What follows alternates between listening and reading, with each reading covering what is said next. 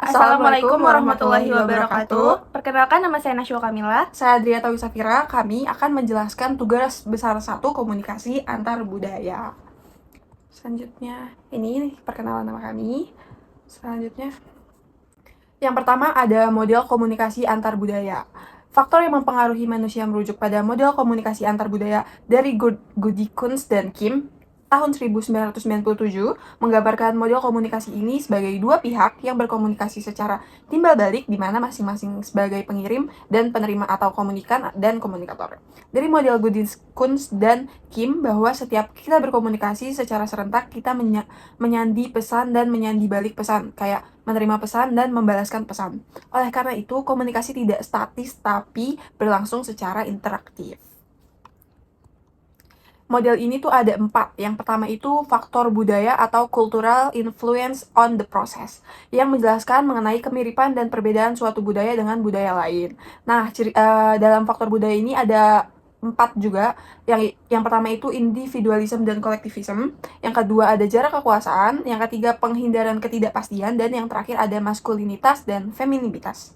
Yang kedua ada faktor sosio-budaya atau socio-cultural influence on the process, yaitu faktor-faktor yang berpengaruh pada proses penataan sosial dan perkembangan berdasarkan interaksi dengan orang lain ketika pola-pola perilaku menjadi konsistensi dengan berjalannya waktu. Dari identitas sosial budaya ini mempengaruhi komunikasi, identitas etnis, identitas gender, identitas berdasarkan kecacatan, dan identitas peran. Yang ketiga ada faktor psikobudaya atau psychocultural influence on the process, yaitu faktor-faktor yang mempengaruhi proses penataan pribadi.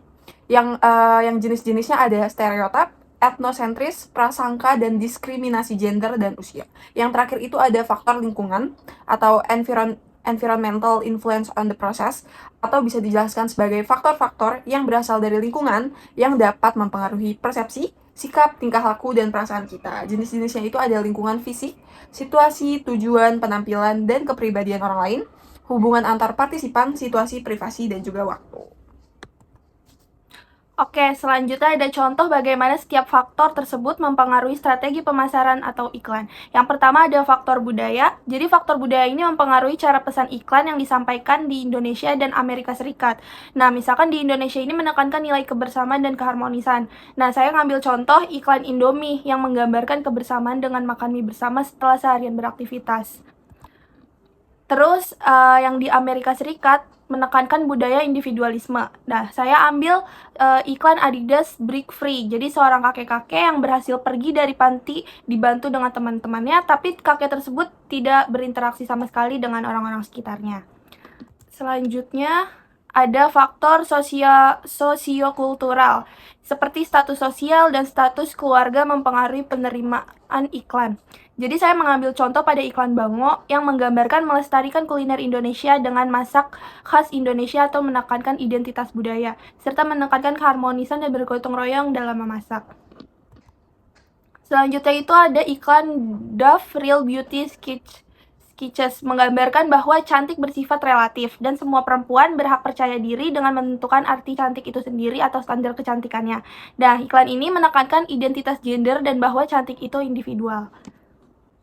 Nah, selanjutnya ada faktor psikokultural. Nah, faktor ini sikap terhadap individualisme atau kolektivisme yang mempengaruhi respon terhadap pesan pemasaran. Nah, di negara Indonesia sangat menekankan kebersamaan dan keharmonisan. Jadi saya mengambil iklan Procter & Gamble atau PNG, sangat mudah diterima oleh masyarakat karena memiliki slogan bersama untuk keluarga. Nah, hubungan keluarga yang harmonis dapat terpersuasi oleh iklan tersebut untuk menciptakan momen keluarga yang indah. Nah, di Amerika Serikat sangat menekankan budaya individualisme. Saya mengambil iklan Dove Really Beauty. Nah, iklan ini sangat mudah diterima audiens negara AS karena iklan tersebut menekankan you are more beautiful than you think, di mana ada kebebasan para perempuan untuk merasa cantik tanpa memenuhi standar kecantikan orang lain. Selanjutnya ada faktor lingkungan atau fisik maupun teknologi mempengaruhi media atau platform iklan yang digunakan. Faktor lingkungan sangat mempengaruhi media dan platform iklan. Misalnya di perkotaan lebih efektif menggunakan media sosial, sedangkan di pedesaan yang jarang terkoneksi internet atau masih jarang menggunakan handphone, itu biasanya lebih efektif menggunakan billboard atau sales marketing yang terlibat langsung oleh konsumennya. Selanjutnya saya akan menjelaskan tugas individu, yaitu yang nomor 2, tentang pandangan mengenai bagaimana kita membuat iklan melalui komunikasi antar budaya. Beberapa langkah untuk merancang iklan budaya ada 3 penyesuaian, yaitu menentukan target pasar itu sendiri. Yang kedua ada menyesuaikan dengan tempat di mana iklan tersebut dipasarkan, dan yang ketiga ada menganalisis tempat kita memasarkan produk tersebut melalui media iklan atau media kayak media cetak. Contoh studi kasusnya ketika aku disuruh memasarkan produk kecantikan pencerah kulit di Indonesia.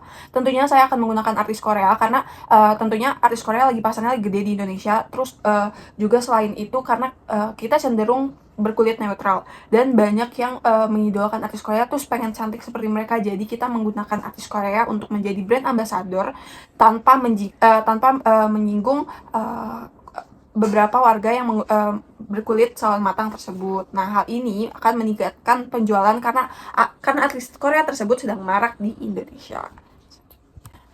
Nah, kalau untuk memasarkan dengan visualnya gimana sih? Langkah-langkah yang perlu dilakukan dalam menciptakan karya iklan dengan menentukan pesan, visual, dan media atau melakukan pemasaran suatu produk dan jasa, tentunya perlu memperhatikan budaya yang akan kita angkat itu tersendiri. Karena terdapat karena setiap budayanya sendiri itu punya ciri khasnya masing-masing. Terus terdapat banyak langkah-langkah yang dapat dilakukan ketika memasarkan suatu iklan dengan visual suatu budaya. Karena jadi kalau misalnya kita menonjolkan budaya A, kita harus mengeksplor budaya A itu tersendiri. Terus kita harus tahu apa aja ciri khas mereka seperti itu. Contohnya nih, ketika membuat iklan dengan tema harga murah atau promo diskon bisa dengan menggunakan visualisasi budaya Cina atau aksen Cina, dikarenakan orang Cina nih identik dengan memiliki toko, membuka toko, atau dengan melakukan penempatan harga yang pintar seperti itu. Oke, selanjutnya pandangan saya tentang pengaruh budaya dan periklanan dan pemasaran. Memiliki audiens dengan latar budaya yang berbeda itu membuat saya tidak hanya fokus pada satu budaya, tapi harus fokus ke semua budaya, dan itu harus dalam sudut pandang yang mendalam. Nah, dengan adanya pasar multikultural, membuat saya terus mencari pengetahuan atau riset yang mendalam tentang keberagaman budaya dengan cara terus beradaptasi atau mendekatkan diri dengan orang-orang dari latar budaya yang berbeda. Nah, selain itu, saya lebih sensitif dan berhati-hati dalam mengungkapkan sesuatu yang berkaitan dengan budaya, menghindari diskriminasi, dan terus meningkatkan komunikasi efektif untuk menciptakan kampanye iklan yang relevan. Nah, selain itu, untuk menjadi orang yang profesional dalam bidang ini, saya juga terus melakukan adaptasi dan berinovasi agar menciptakan iklan yang efektif, mudah diterima oleh audiens, dan tidak mengandung persepsi negatif.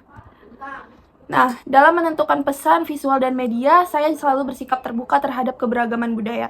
Sebelum saya menentukan hal tersebut, yang pertama itu pasti selalu riset ya, dan terus-menerus tentang budaya di tempat tersebut. Nah, contohnya itu di Indonesia. Indonesia menekankan kebersamaan dan keharmonisan, maka pesan, visual, media yang saya gunakan mencerminkan budaya di Indonesia. Maka dari itu, memahami suatu budaya itu sangat penting agar kita tidak menyinggung budaya tersebut. Nah, hal ini membuat saya menjadi lebih berpikir kreatif dan inovatif. Selanjutnya itu langkah-langkah dalam menciptakan karya iklan atau melakukan pemasaran suatu produk dan jasa yang dilakukan di budaya berbeda agar lebih efektif dan inklusif. Itu yang pertama, itu saya selalu melakukan riset. Nah, yang kedua saya selalu lihat dulu nih dan menentukan target gitu. Nah, yang ketiga memilih pesan, visual, dan media yang tepat dengan budaya tersebut. Selanjutnya, inilah artikel jurnal komunikasi antar budaya dalam konteks pemasaran dan periklanan yang kami pilih. Judulnya itu menolak stereotip terhadap perempuan etnis Tionghoa, analisis semiotika iklan Bukalapak, yang ditulis oleh Arif Rifki, Lukmanul Hakim, Muhammad Irza Iksanuddin, dan Alif Yahya Lutfi yang merupakan mahasiswa ilmu komunikasi Universitas Muhammadiyah Yogyakarta. Artikel ini ditulis di Jurnal Audience Volume 3, nomor 2 tahun 2022. Selanjutnya, inilah latar belakang dari artikel tersebut. Iklan adalah bentuk presentasi non-pribadi atau promosi ide, gagasan produk, jasa oleh sponsor tertentu yang harus dibayar. Periklanan adalah penggunaan media untuk memberitahukan kepada halayak tentang sesuatu atau mengajak mereka untuk melakukan sesuatu. Iklan dibuat untuk menerima timbal balik yang cepat dan dari penerimaan pesan. Bukalapak membuat iklan dengan menampilkan budaya etnis Tionghoa sebagai alat untuk menarik perhatian menerima pesan. Untuk tujuan penelitiannya, penelitian ini dibuat untuk menganalisis stereotip dalam iklan Bukalapak edisi Imlek. Dan metode penelitian yang diterapkan dalam artikel ini adalah metode deskriptif kualitatif dengan teknis analisis semiotika Ronald Barthes. Analisis yang dilakukan yaitu dengan melihat tanda-tanda yang digunakan dalam iklan Bukalapak edisi Imlek tahun 2017. Nah, hasil-hasil temuan dari artikel ini ada menunjukkan bahwa artikel ini menolak stereotip etnis Tionghoa. Etnis Tionghoa memiliki stereotip yang melekat pada diri mereka, diantaranya eksklusif, hanya mementingkan kelompoknya sendiri, rakus, dan setia pada negeri leluhur. Etnis Cina kerap dianggap sebagai orang asing di Indonesia. Konsep orang luar ini disebabkan karena pemahaman sebagai masyarakat terhadap nasionalisme. Ibu kos beretnis Tionghoa dalam iklan Bukalapak menolak stereotip bahwa etnis Tionghoa adalah etnis yang pelit dan tidak berbaur dengan masyarakat. Iklan ini adalah representasi bahwa perempuan etnis Tionghoa adalah perempuan yang peduli dan bisa berbaur dengan masyarakat. Oke, selanjutnya ada pembahasan. Jadi pembahasan di sini kita akan membahas makna denotasi. Makna denotasi adalah pertanda yang terdapat dalam potongan iklan di atas adalah di depan kamar. Digambarkan Bu Linda yang menunjukkan suntikan kepada anak kosnya. Terlihat Bu Linda menggunakan rol rambut di kepalanya. Makna konotasi, ibu kos yang peduli masa depan anak kosnya. Screenshot pada iklan ini menampilkan peringatan seorang ibu kos kepada anak kosnya, berlatar belakang di sebuah kamar anak kos dengan adegan Bu Linda yang menyodorkan suntikan kepada anak kosnya, dan terlihat bahwa Bu Linda tampak marah kepada anak kosnya karena telah menemukan suntikan di depan kamarnya. Suntikan dalam konotatif bermakna sebagai penggunaan narkoba. Sikap ini menunjukkan kepedulian Bu Linda akan masa depan anak kosnya. Dalam hal ini, Bu Linda memperingati kepada anak kosnya, sekali menggunakan, ini hancur masa depan. Kata ini adalah ganti untuk narkoba.